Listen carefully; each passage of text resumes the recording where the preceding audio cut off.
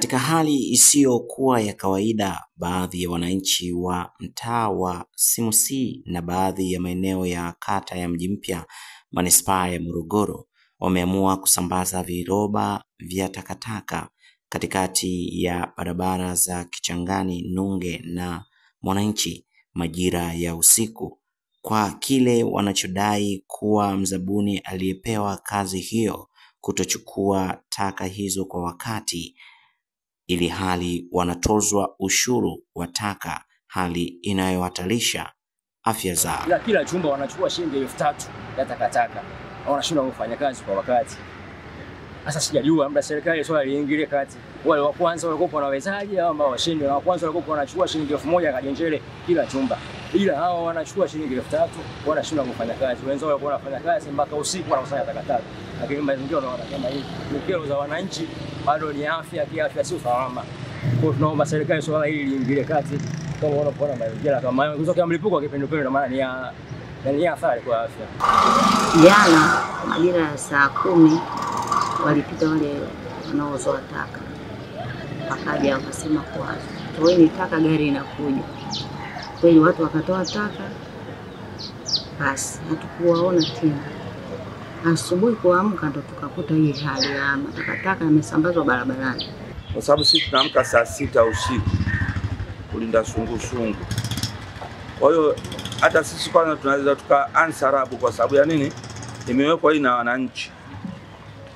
Sio na mtu mwingine, na wananchi wameweka. Kwa sababu wameweka kuanzia, labda itakuwa kuanzia saa 6 au saa 5. Saa 7 sisi tunatoka saa 6 tunakuja kwa sungusungu, tumekuta matakataka hapo. Karibu. Asante. Mimi naitwa Emmanuel Marisa, mwenyekiti wa mtaa wa Simusi, kata ya Mji Mpya. Mtaa wa Simusi, kata ya Mji Mpya. Tatizo la takataka lililotokea baada ya watu wa takataka kupita eneo hili, wakawa wanatangaza na kipaza sauti wananchi wazitoe takataka pembeni. Ndio tatizo, kwenda dampo gari kashindwa kurudi, ikakwama kwa sababu ya mvua. Changamoto ndio hizo, lakini hamna mgomo wote wananchi kugomea takataka au tozo nini, lakini kwa sababu ya gari ilishindwa kurudi dampo. Lakini wananchi wanalalamika kwamba uchafu uchukuliwe kwa wakati. Hili kama mwenyekiti unalizungumziaje? Yaani uchafu unachukuliwa kwa wakati kwa sababu kila Ijumaa takataka zinakuja kuchukuliwa. Kila Ijumaa. Yaani wamechukua labda wiki baada ya wiki moja, wiki mbili wanachukua takataka. Ila tu wananchi ndio wanakuwa wazito gharama zile za tozo ya takataka. Lakini takataka zinachukuliwa ungani. Na swala hilo lilotokea jana limetokea kwa sababu ya changamoto ya miundombinu na magari ya barabara zetu sio nzuri.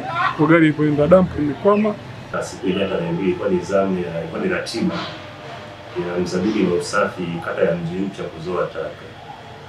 Na alianza zoezi la kuzoa taka hadi majira ya jioni, akapeleka taka damu. Kwa itakiwa asubuhi ya leo aendelee na ratiba hiyo. Lakini sasa kwa sababu aliwatangazia wananchi, na maana maeneo yote ya wananchi walikuwa wametoa taka. Kwa hivyo walikosa tu uvumilivu wa kujali leo asubuhi taka ziweze kuondolewa. Lakini baada ya taarifa hiyo asubuhi hii tayari halmashauri imepeleka magari na kuweza kuondoa taka zote, na zoezi hilo linaendelea. Labda kumekuwa na malalamiko kwa sehemu kadhaa kwamba hawa watu wa kutoa taka wamekuwa wakichukua muda mrefu sana kwenda kuziondoa zile taka.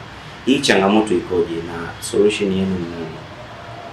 Kimsingi kwa sasa manispaa Morogoro changamoto ya taka sio kubwa sana, kwa sababu tuna wazabuni ambao wanavitendea kazi.